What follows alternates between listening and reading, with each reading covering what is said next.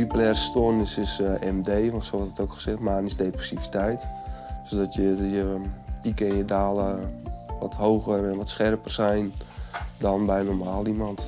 Bij jezelf zie je dat niet zo snel. En ik heb ook wel een spigoses gehad. En als je wiet rookt, kan je ook spigotisch van worden, zeg maar. Ja. Dus dat heeft totaal, werkt dat averechts. Mensen met een psychiatrische stoornis hebben vaak te krijgen met verslavingsproblematiek. Daarom hebben ze hier op de Lemmer het Fact Plus team. Daarin zit en de GGZ en de verslavingszorg. En zo is er één team dat de mensen helpt. Liek het nou zo? Of ben er heel iets meer verwarde personen? Meer mensen die het paard even volslaan kwijt binnen? Komt dat omdat wij hudder oordelen als maatschappij? Het zo vier mogelijk bij u zwaai houden willen? Feit is dat 1 op de 4 een psychische stoornis krijgt. En dan?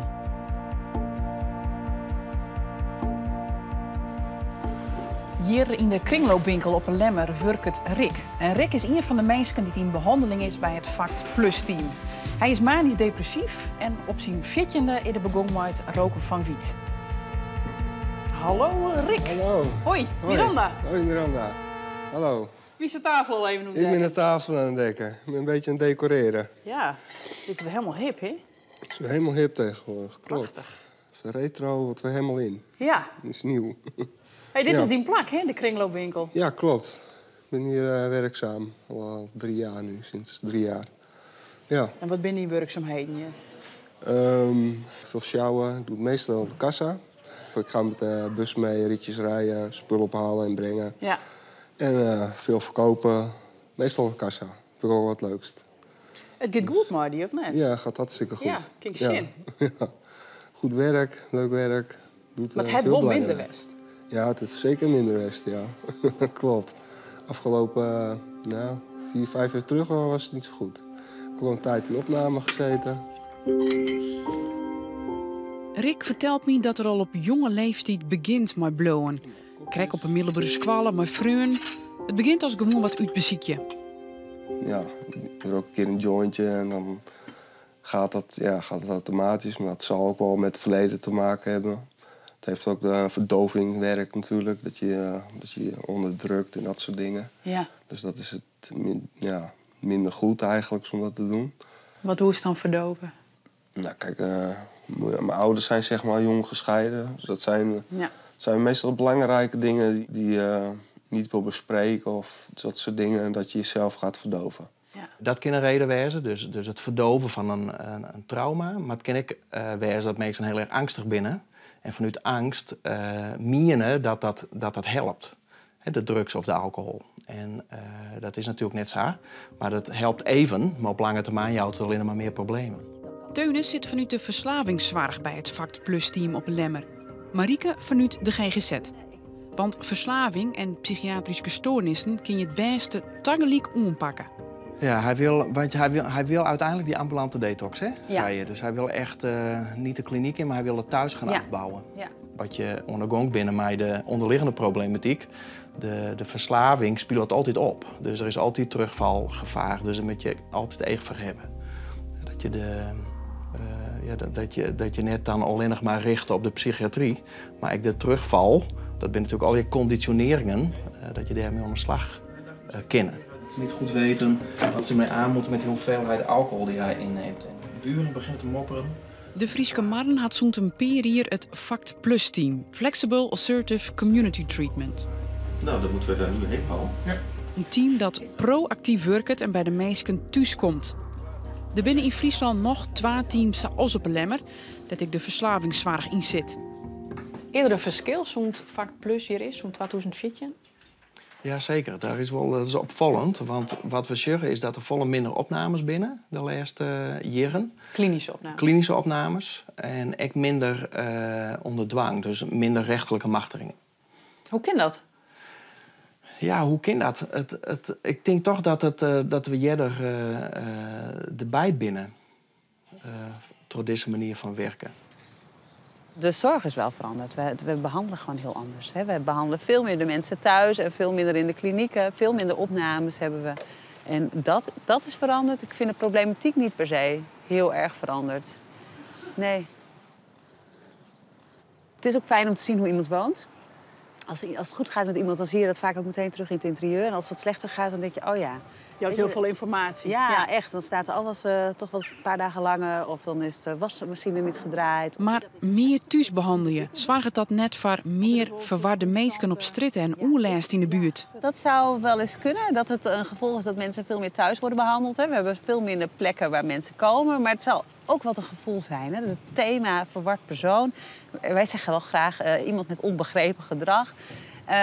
Maar dat is wel een thema de laatste jaren ook. Hè. Dus daar wordt veel naar gekeken. Ik denk ook, we leven in een maatschappij, het gaat allemaal heel hard. Het moet allemaal goed gaan. Het moet allemaal goed met ons gaan. We werken allemaal hard. We zijn veel buiten de deur. Vroeger hadden we volgens mij veel meer sociaal toezicht. Veel meer dat we eens eventjes bij elkaar naar binnen liepen. Dat we eens eventjes om elkaar pasten. En dan tolereerden we dat ook een beetje. Daar hebben we tegenwoordig geen tijd meer voor. Dus dan is het al heel gauw vervelend. En soms is het ook hartstikke vervelend. Hè? Ik bedoel, ik kom best wel eens in situaties dat ik denk, ja, ik kan me voorstellen dat de buurt hier niet blij mee is. Degene om wie dat dan gaat, die is ook niet happy met hoe de situatie dan is. Ik bedoel, dat geldt denk ik voor iedereen. Alleen, het is niet altijd in één keer op te lossen. Dat moeten we ons ook gaan realiseren. Dat we ook niet alles op kunnen lossen. Rick zucht mij de eigen van no, voelt dat er de buurt te last best had. Ze hebben zeker last van mij gehad, zeker. Ja? Ja, ik ben echt 2 keer spigotisch geweest.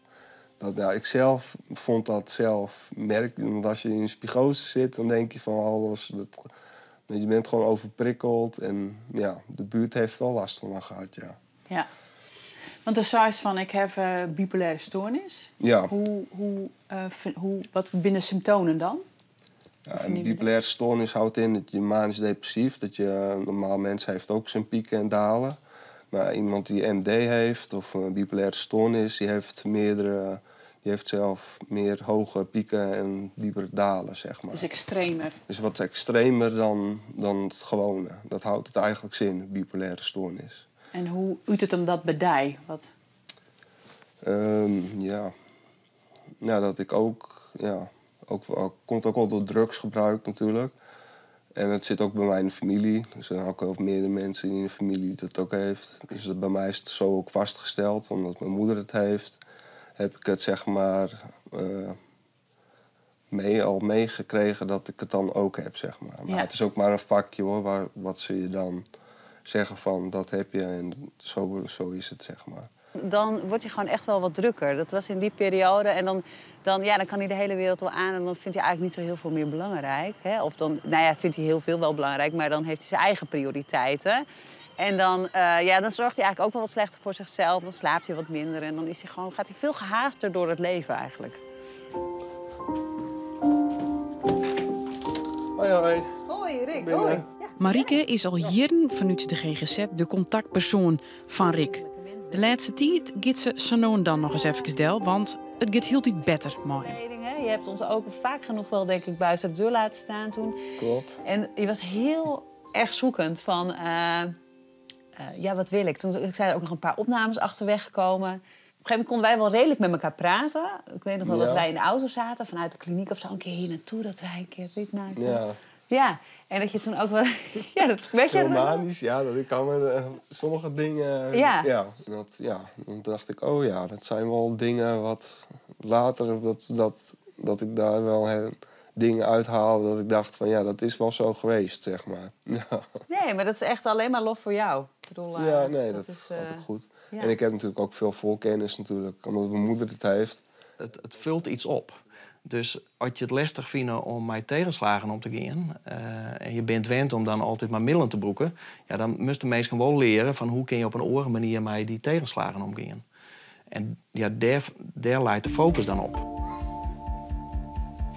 Af en toe heb je wel eens zin. Ja. En dan ga je gewoon, of je gaat even sporten of je gaat even computer of zo. En dan is het ook zo weer weg.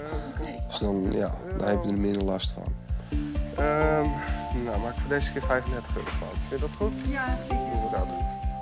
Even afrekenen? Ja. Helemaal goed. Wordt het 7 euro. Dat vind ik altijd wel het leukste. Want dan zie je een beetje welke mensen binnenkomen, vaste klanten en zo. Dat vind ik altijd wel leuk. Praatje maken. Je krijgt een beetje de indruk wat ze van de kringloop vinden. Dus dat vind ik altijd wel leuk. Moet je bom mee? Ja, doe maar. Het werk bij de kringloop is heel belangrijk voor Rick. Gaat zo mee? Hij had er plezier roen en het jouwt hem ritme. Hoi, hoi. Helpt het ik om net onder drugs te gaan? Ja, hoe mag ik het Nee, zeggen? in principe, Ja. ja, in principe wel. Want als je het toch gaat gebruiken, laat ik het zo zeggen... Dan is kassen, word je al wat schuwer, zeg maar. Dat merk je ook wel. Schuwer? Schuwer word je ervan. Oké. Je krijgt, of je gaat andere dingen doen, je gaat geen kassen draaien... of je gaat meer op achtergrond treden, zeg maar. Het heeft zeker ook zijn voordelen, ja. Als je hier blijft werken, dan heb je daar ook minder baat bij dat je dat gaat doen. Oké. Ja. Dus het feit dat het achter de kassastjes en dat hij zo goed feels, dat zou het al genoeg. Ja, klopt.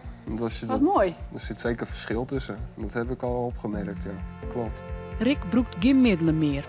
Die akelige tijd wil er achter hem litten. Hij had tatoeages zetten litten als markering van die periodes in zijn leven. Rick, had ik daar hier weer op zietje.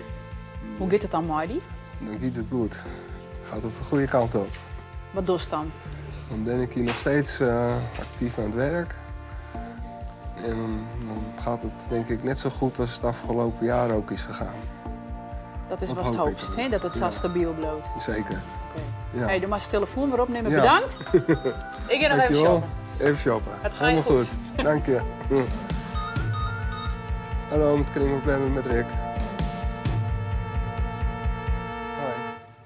Ze dachten dat ik een gevaar van mijzelf wezen zou.